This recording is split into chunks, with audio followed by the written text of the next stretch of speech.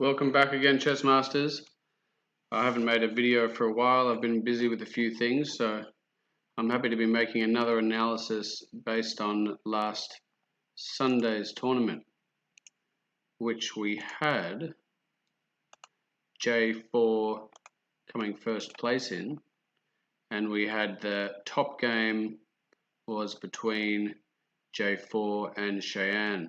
Now, a lot of you might have noticed it can be frustrating at times when you feel like you're not improving, and a lot of us stay on a really even score. And I was just looking at a few of the top players, and a lot of you, that happens for a long time. It happens to me, and then eventually you'll make a little jump and get better. So don't get frustrated if you stay on the same score or the same level. But Shayan here, we had over the last 30 days a good improvement from about 870 to 920. So doing really well. If you get frustrated, remember, it does happen. You will improve. So we had a game here between J4 and Shayan. J4 we have as black, Shayan is white. This was for first place, this game here. So we've got kings, pawns opening, and a lot of you might like to do this. I've noticed particularly Shayan likes to copy the moves at the beginning. And developing pieces, sensible moves, and castling. So from early on, it's the same thing I've always told everyone. Castle really early. It's very basic, but white's king is a lot safer now, and white's now ready to develop the other pieces. And here's a bit of a tricky thing. If we look at white's bishop here, there's not many squares for it to move on, and this is a very sneaky trap. Maybe J4's practiced this before, but I get caught by this a lot as well. If you bring the bishop out here, it can be, as you can see here, it can be trapped. And luckily white does have a good option here. I might pause the video. Feel free to pause the video here and find where could the bishop actually go in this situation without getting trapped. If the pawn was a bit further down, it would be very different, but because this pawn hasn't come down yet, this is like a further trap, we can still retreat with the bishop, or we can come up because we've got protection from two pieces here. So if black was a bit further up, let's just imagine we're in this position. This often happens. If we have this one protected, let's say we're in a position like this. In this case, if white retreats, then you can come and off and get a trap like this. But in this situation, we can actually be covered and escape here. But watch out for your bishop generally getting trapped with the pawns pushing back. And black also gets to develop now. By getting this pawn out, black gets a little bit of momentum. Black can bring the bishop out, and the white bishop probably has to retreat. Let's see. Yep. And Shayan retreats. And we have now extra aggressive. They were both playing pretty aggressive. And if we look at the score here on the left, white was winning by 0.6. Now, white's winning by a lot more. So the computer didn't like this move. And it doesn't actually achieve much because if you're going to attack a knight, does it have anywhere good to go? It looks pretty fine for me to go here and still put pressure on.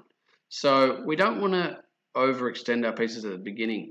The logical thing to do at the beginning, like white's doing, is keep developing your pieces. So maybe instead as black, I might have got the bishop out or the queen out or castled.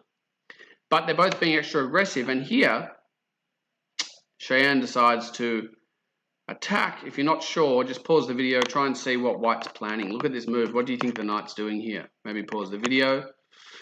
And we do have the bishop here, and I think he's a big fan. I taught him a long time ago to do the fried liver, to attack this weak pawn.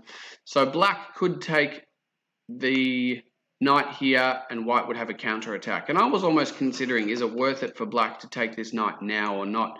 Because although the knight can come in next, or the bishop can come in, there's still a white piece hanging. You get a free pawn, but even if the knight takes this castle, it's often hard to get the knight back out. So it's almost worth it for black to do this.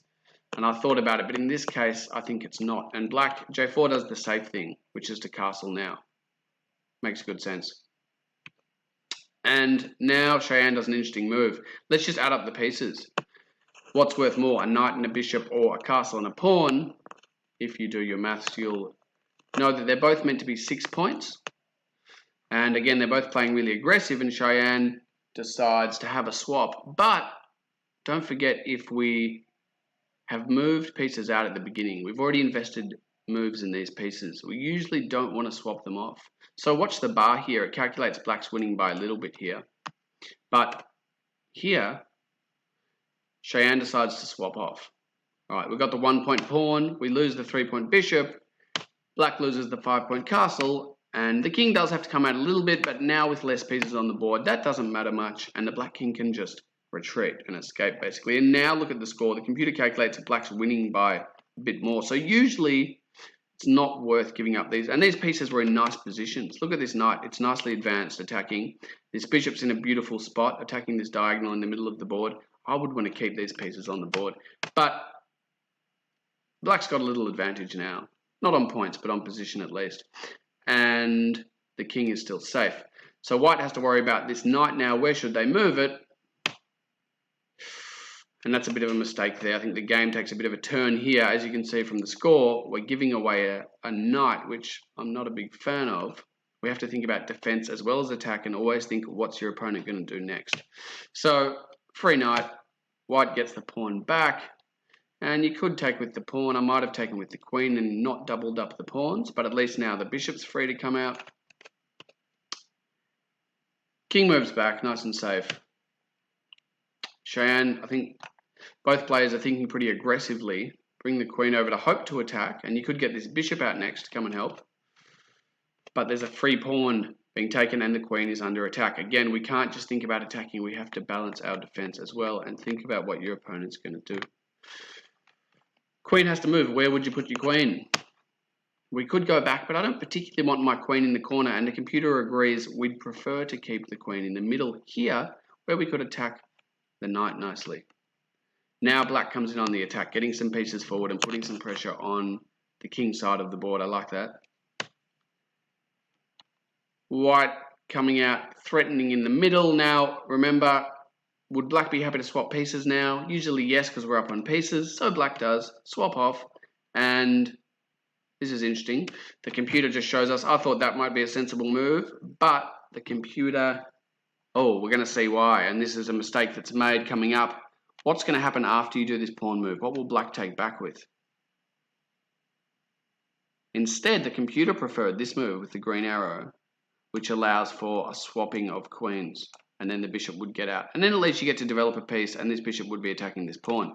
But here, black takes back. And again, it's not showing us the time right now on analysis mode. But if I just look at where we're up to on the... Even at the end of the game, both players still had like 8 minutes. So where were we up to? We were up to here. At this stage, we've got nearly 9 minutes and 8.5 minutes. They've used about 15% of the time they were given for this game. And if you're making mistakes and not noticing things, you should be slowing down and carefully looking at your options. Please don't rush your moves. If you've got time, you take a deep breath, look at all of black's pieces, and consider what they're going to do next. What's their plan? So here, white shouldn't rush the move. They should see the obvious threat. Pause the video if you're not sure. Find what's black threatening to take next. Is that the correct move? What's black going to take? You should all see it's the free castle. Well, not free, but yeah, well, it is going to be free castle in the corner. And now, if you're white, what would you do? Should you take back? Have a careful look before you make your move. Is it safe to take that bishop at least? Maybe you're frustrated if you lost a piece, but you still stay calm and don't rush your move. Will you take the bishop, yes or no? Here we are. We've decided to take the bishop. What does black do next? And is that check or checkmate? Check carefully. Check your 3 ways to get out of check, which are block, move, and take. It's technically check because we can move which piece to block? The bishop. What does black do, of course, next? Is that check or checkmate? Once again, we have checkmate. So I think the main takeaway or the main message from this game is we need to slow down. If you've got lots of time, you should be checking what your opponent is attacking. Check their pieces. Just look at everywhere where they can move. Also, maybe don't swap off your pieces that are in nice positions. We had the bishop and the knight being swapped off for a pawn and a castle earlier. It's usually not worth doing. It's up to you, but usually if we've invested moves in pieces, I want to keep them on the board. So nice game. Let me know again if anyone has preferences of variations. We tried Bug House the other week, you might have noticed, and it didn't go through many rounds because we didn't have enough players. So maybe not Bug House until we've got more players involved. But let me know any other variation. And as many of you probably know, there's a wonderful new chess movie out called Queen's Gambit. You can have a look if your parents think it's appropriate for you to watch. It's a really good movie about, you probably know, a girl who's a grandmaster chess player. So COVID's looking good as well. That's exciting. That next term, fingers crossed, if things don't change, then we're going to have chess at school again, and I'm super excited. And in the meantime, keep practicing, and hopefully you'll improve, and by the time we go back to school, you'll be way better than your classmates and be winning the tournament for the term. Have fun. See you later.